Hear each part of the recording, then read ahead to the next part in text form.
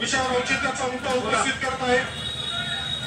काल अहिल्यानगर से संगमनेर शहरातील अवैध कत्तलखाना संदर्भात 1 जुलै 2025 रोजी तारांकित प्रश्न क्रमांक 7461 च्या संदर्भात खोटी व दिशाभूल करणारी माहिती संगमनेर शहर पोलीस तसेच उपविभागीय पोलीस अधिकारी यांच्याकडून देण्यात आली आहे।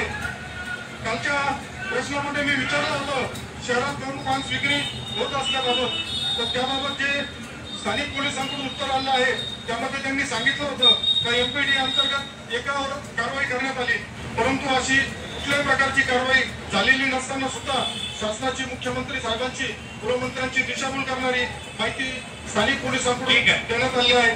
त्यामुळे अशी दिशाभूल माहिती ज्यांनी दिली त्या पोलीस अधिकाऱ्यांवरती कारवाई करणे अपेक्षित आहे।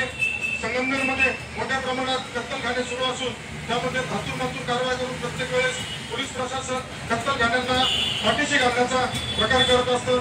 संगमनेर शहरामध्ये विविध प्रकारे अवैध गुटखा असेल, मादक पदार्थ असेल, नशेची गोळी असेल, आतून गांजा जवळपास सर्व महाविद्यालय शाळेच्या टपऱ्यांच्या आसपास तिथं विक्री होताना दिसत आहे। मटका सुद्धा ऑनलाईनकडे सुरू असल्यामुळं 2 लाख लोकांच्या तिथं मोठ्या संख्येने रांगा दिसत असतात। मोठ्या प्रमाणात गावठी दारू निर्मिती सुद्धा तिथे होत असते।